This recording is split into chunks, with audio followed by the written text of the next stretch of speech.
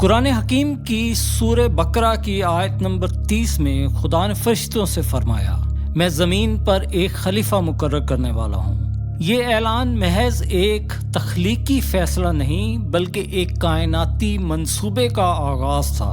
یہاں خلافت کا مفہوم سمجھنا بنیادی اہمیت رکھتا ہے۔ خلافت سے مراد مخلوقات میں ایسا وجود جو خدا کے دیے ہوئے اختیارات کو اس کی طرف سے استعمال کرے۔ یہ تصور اس وقت مزید واضح ہو جاتا ہے جب ہم کائنات کی دیگر مخلوقات کا جائزہ لیتے ہیں۔ ہر مخلوق کو صرف اتنے اختیارات دیے گئے ہیں جو اس کی بقا یا مخصوص ذمہ داری کی ادائیگی کے لیے کافی ہیں۔ ان کے دائرہ اختیار محدود ہے، لیکن انسان کو وہ اختیارات دیے گئے ہیں جو صرف خدا کے لیے مخصوص تھے، یعنی عدل، قانون سازی، جزا سزا، نظم اجتماعی۔ مثال کے طور پر ایک جج کسی شخص کو موت کی سزا سناتا ہے اور دوسرے شخص کو بری کر دیتا ہے۔ یہ فیصلہ جزا سزا کا ہے جو کائناتی سطح پر صرف خدا کا اختیار ہے، لیکن زمین پر انسان کو یہ اختیار دیا گیا ہے، اور اسی کو خلافت کہتے ہیں۔ یعنی وہ اختیارات جو خدا نے اپنے لیے مخصوص کیے تھے، اب ان اختیارات کو اس زمین پر انسان استعمال کرے گا۔ خدا نے انسان کو علم، شعور، عقل، فہم سے نوازا، اور یہ عقل فہم دوسری مخلوقات کے مقابلے میں بہت بلند ہے، اور اس کا مقصد یہ ہے کہ وہ خدا کے دیے ہوئے ان اختیارات کو استعمال کرتے ہوئے غلط اور صحیح کو پہچان سکے اور اس کے مطابق فیصلہ کر سکے۔ پھر اس کو زمین پر بھیجا گیا تاکہ وہ ان اختیارات کو استعمال کر کے اپنے اصل کو ثابت کر سکے۔ اب یہاں پر انسانی تاریخ کے سب سے اہم سوال کا جواب ملتا ہے، اور وہ یہ کہ آخر اللہ تعالیٰ نے انسان کا امتحان لینا ہی کیوں ہے؟ آخر اس تمام معاملے کا مقصد کیا ہے؟ اس سوال کے جواب کو حاصل کرنے کے لیے ہمیں سب سے پہلے خدا کی صفات کو سمجھنا ہوگا۔ خدا وہ ہے جو ہمیشہ رہنے والا ہے، اور خدا وہ ہے جو چاہے وہ کر سکتا ہے۔ جب خدا نے انسان کو پیدا کیا تو اس نے ارادہ کیا کہ انسان کو اپنی صفات کا عکس عطا کرے گا۔ یعنی جنت میں انسان کو خدا کی یہ دو صفات ملیں گی، ایک صفت کہ آپ ہمیشہ رہیں گے، اور دوسری صفت کہ جو آپ چاہیں گے وہ ہوگا۔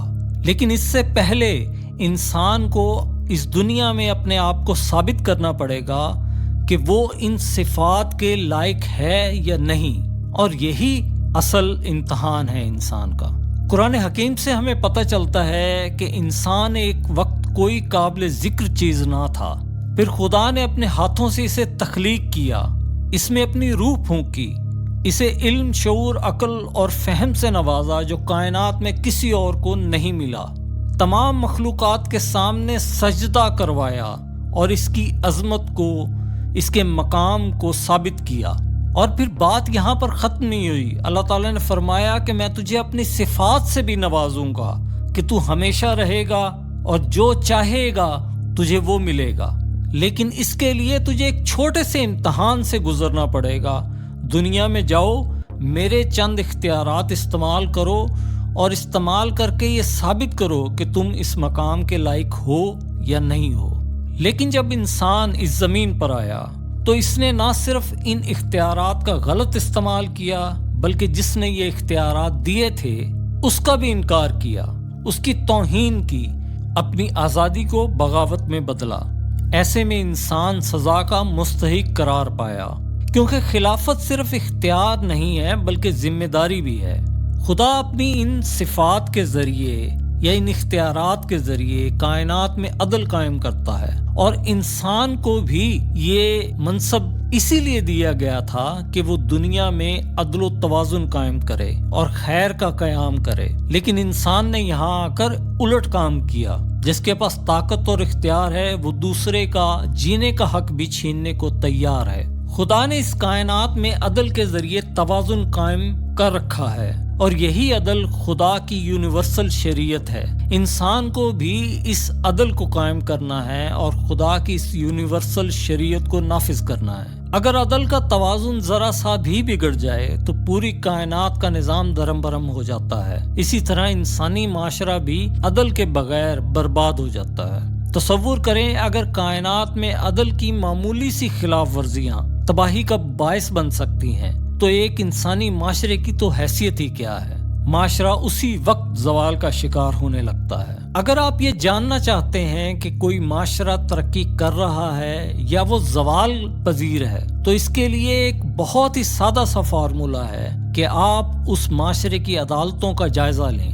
اگر وہاں عدل ہو رہا ہے تو وہ معاشرہ زندہ ہے اور ترقی کرے گا، اگر وہاں عدل نہیں ہو رہا تو وہ معاشرہ تباہی کی طرف جا رہا ہے۔ آج نہیں تو کل اس کی تقدیر میں زوال لکھا گیا ہے۔ اس میں لاجک کیا ہے؟ عدل انسانی معاشرے کو 3 بنیادی چیزیں فراہم کرتا ہے۔ عدل آپ کو سیکیورٹی فراہم کرتا ہے، عدل آپ کو آزادی فراہم کرتا ہے، عدل آپ کو اپرچونٹی فراہم کرتا ہے۔ کسی بھی انسانی معاشرے کی ترقی کی بنیاد 3 ہی چیزوں پر ہوتی ہے۔ آپ کو سیکیورٹی چاہیے، آپ کو تحفظ چاہیے، آپ کو آزادی چاہیے، آپ کو اپرچونٹی چاہیے، اور یہ تینوں چیزیں صرف اور صرف عدل فراہم کرتا ہے۔ یہ 3 عناصر کسی بھی معاشرے کی بقا اور ترقی کے لیے ناگزیر ہیں۔ اگر یہ موجود نہیں تو نہ معاشرہ چل سکتا ہے نہ ترقی کر سکتا ہے۔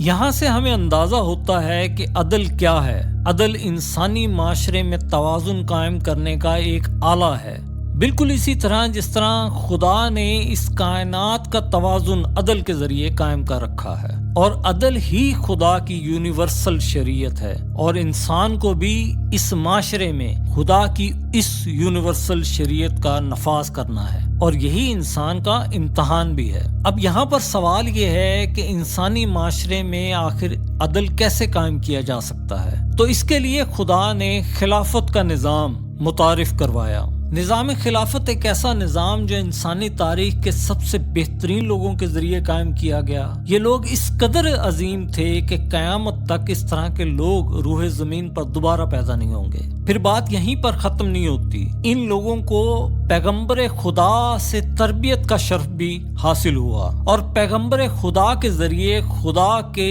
براہ راست احکامات، ہدایات اور تائید بھی حاصل تھی۔ یہ کمبینیشن قیامت تک دوبارہ نہیں بنے گا۔ ان لوگوں نے خدا کے احکامات کے ذریعے پیغمبر خدا کی تربیت میں رہ کر انسانی معاشرے کو چلانے کے جو اصول متعارف کروائے ہیں وہ رہتی دنیا تک انسانی معاشرے کے لیے مشعل راہ کی حیثیت رکھتے ہیں۔ خلافت کا نظام صرف قوانین بنانے کا نام نہیں ہے۔ قوانین تو ہر معاشرے میں موجود ہوتے ہیں، لیکن خلافت وہ نظام ہے جو عدل کو قائم کرنے کا بندوبست کرتا ہے، یعنی وہ تمام رکاوٹیں جو عدل کے راستے میں حائل ہوتی ہیں، خلافت انہیں سب سے پہلے دور کرتا ہے اور پھر عدل تک پہنچنے کا بندوبست کرتا ہے۔ اور یہی وہ اہم نقطہ ہے جو خلافت کو دنیا کے دیگر نظاموں سے ممتاز کرتا ہے۔ آنے والی گفتگو میں ہم یہ جانیں گے کہ نظام خلافت کن اصولوں پر قائم ہوتا ہے اور وہ کون سی بنیادیں ہیں جن کے ذریعے انسانی معاشرے میں حقیقی عدل قائم ہوتا ہے۔